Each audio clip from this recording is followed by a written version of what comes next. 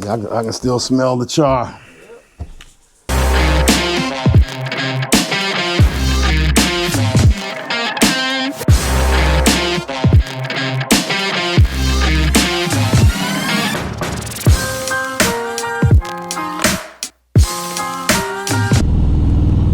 So listen, folks, I am right now smelling like fire. I can smell it through my helmet, and I'm outside, but it's all on me, and that's because I just left Mount Gilboa AME Church that just suffered a massive fire 3 days ago. I had a chance to talk to the pastor and some of the members. This is one of the most historic AME congregations and buildings. The building was built in 1859, but it replaced a log cabin church that free and enslaved black folk worshiped in going back to the early 1800s, in fact back to 1799.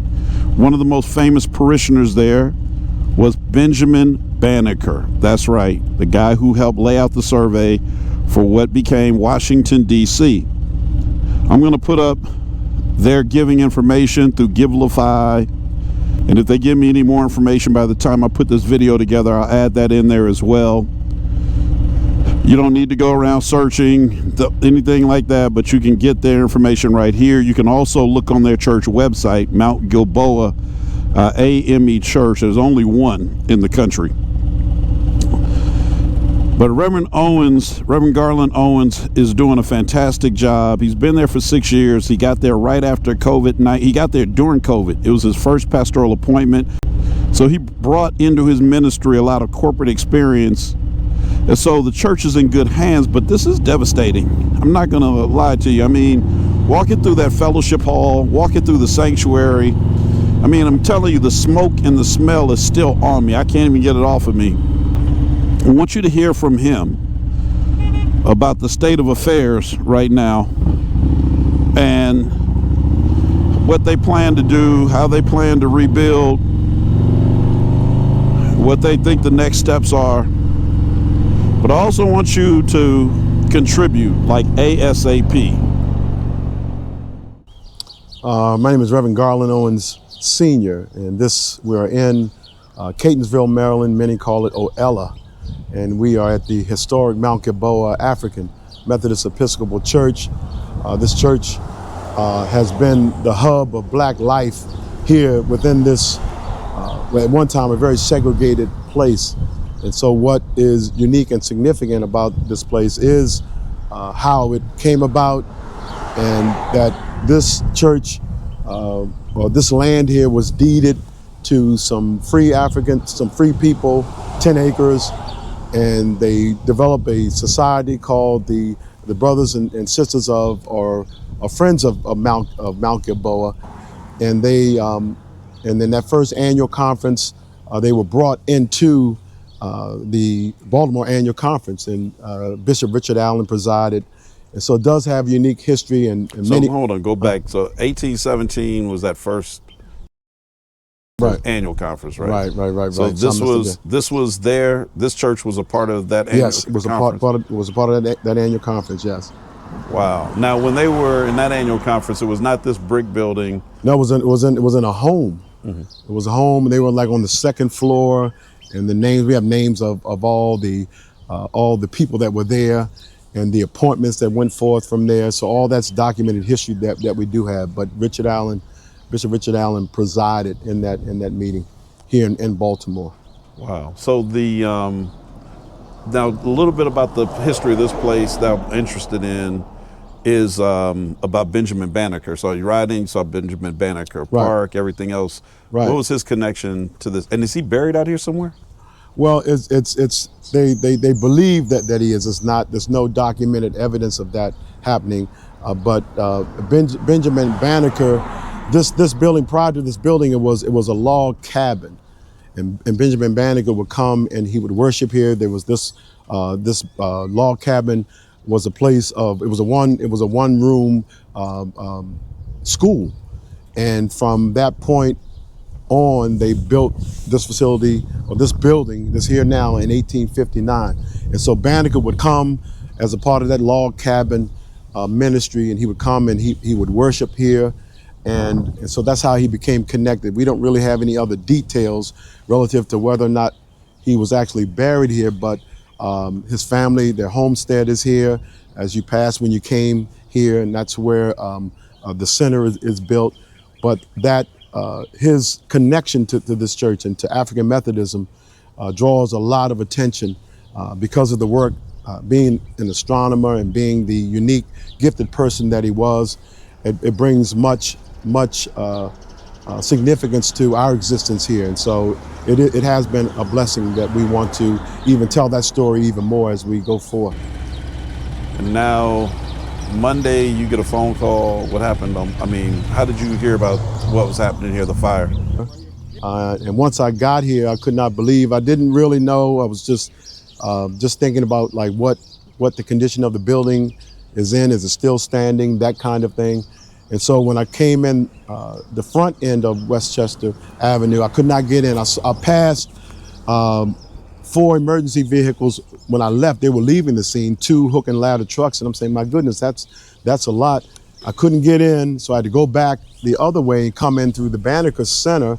This was closed off as well. So I had to park here.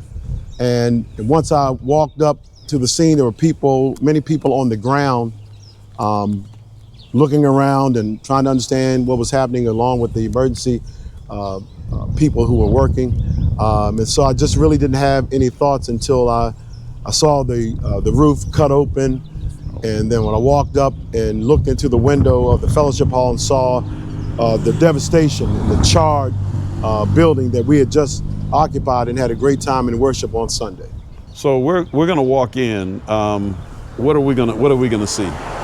You're going to see on the ground floor, once we walk into this historic building, you're going to see charred remains. The whole fellowship hall, the entire fellowship hall for the most part, particularly the main section of it, has been totally destroyed. And then we'll walk through, you'll see the bathrooms that have been taken apart, and you'll see my office in the back. The walls have been broken out. The kitchen area is still for the most part intact, but again, the walls have been torn open. The utility closet have been torn open, because that's where much of the focus, the investigators were looking in that area as they were trying to investigate to see what the cause may have been. So you're just going to see on this bottom floor just charred remains of what has been historic and what has been here for such a long time. So what's the sanctuary is upstairs? Yes, and then we'll take the sanctuary up. You have 2 entrances up to the sanctuary, and what you will find is on the right side of the sanctuary is where you'll see a section of the floor taken up, and then you'll see the pews and other things moved to the side and to get out of the way. But the core of the fire was in that section. And what was fascinating to see once we went up to that second floor of the sanctuary was to see the original architecture and to see the plaster. What was behind the plaster was stone architecture, and so in material. And so it's my belief, and it's likely that had that original material had not been functional and in place, that this building would have been damaged even further. But it was because of that the building was able to still stand and not have any more significant damage in the sanctuary. So then above the sanctuary, the roof, did you say they had to cut the roof open? They had to cut the roof open because of the circulation. That's what firefighters do. I don't know, but there's a technical reason why they do that in terms of how they deal with a fire. But they did cut open the roof and in 2 places.